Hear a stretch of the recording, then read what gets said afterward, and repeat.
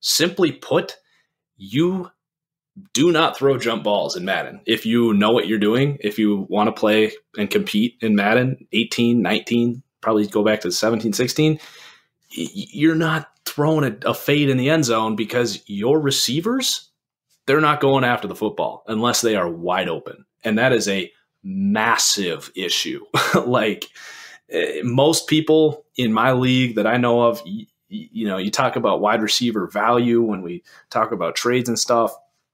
No one cares how tall the receiver is. It's how fast he is. And frankly, you don't even really care what their catch rating is because it just doesn't change enough. Because if the receiver is not wide open, you're not completing the pass. So what I'm talking about here from a gameplay perspective, things they need to change are, number one, the receiver needs to actually go up for the football. It feels more often actually that the defensive back is the one attacking the football, not the receiver who's been trained his whole life to do that. And number two, a big thing is if you're going to throw the ball, you should be able to at least take that receiver and move him directionally, just like you can with the defensive players. I think you guys know what I'm talking about. When you throw the ball vertical or even in tight windows in the red zone, the receiver is going to keep running in whatever direction he was going in. You can't even take him with your user, let alone the fact that the computer should recognize where the ball is going and go to the football. But you can't even switch to him and move him. There's something in the game that stops you from moving that receiver. And it puts the game at a huge flaw because interception numbers are just so high because the defensive backs are actually the ones going to the football and not the receiver.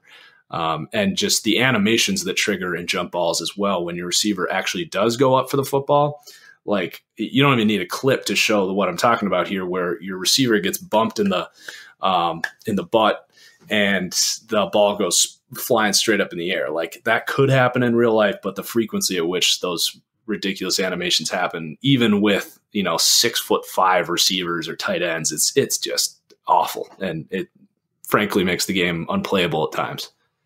I have a theory about why that happens, and I've never actually said it until now.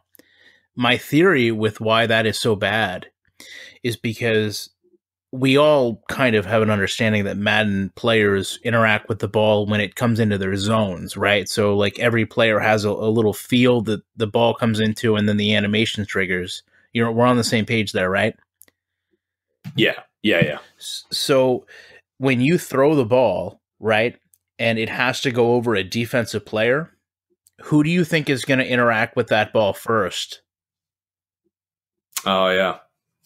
The defensive guy. It's going to hit his kind of, if you had to draw like an orb, like a catch radius. Yeah, around he's almost seeing the ball before the receiver does, kind of. Exactly. So naturally you get these really weird things where the defender, flips around and does a 180, or the defender controls the animation when it goes into one of the tandems because the defender triggered the animation first. So the game says, hey, this is an interception. So now the receiver has to do whatever the defensive back says to be done because that's the animation capture. I'd never understood why the defensive back needs to react to what the receiver is doing. Right, exactly. Not where the ball is coming. Yeah, it doesn't make any sense. And the other side of that is one would think naturally there would be some type of delay where the game would say, okay, here comes the pass, delay the defensive back, trigger his animation second. But then I guess in that case, maybe that's where we start to talk about things being overpowered. Yeah, to me, though, since you did mention the receiver, the other side of it is where my second point is, and it is pocket presence. I mean, it goes beyond just the quarterback movement, which has been atrocious. I mean, scrambling quarterbacks don't scramble at the right rate. Pocket presence doesn't seem to matter for elite quarterbacks like Tom Brady. Things just don't happen the way they should. But if you can't get that right, at least have other things matter. I don't want to see routes be ran wrong anymore in this game. I think we've all went past that. And I think by the time somebody gets to the NFL, they probably should know what route they're running or know their plays. But there definitely should be maybe an ability to not see routes as clearly when you go to away stadiums or when you have a rookie quarterback, or limit what you can do. I think crowd noises are all things that should be impacted by that. And I think if we could just get back to a point where quarterbacks in the pocket really matter. Lines really matter.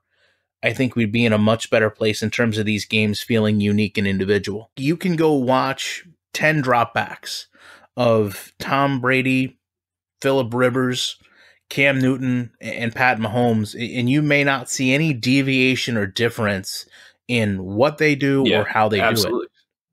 And that's a huge aspect of preparing for the opponent, is how they move in the pocket, what they're going to look to do when their first read is covered up.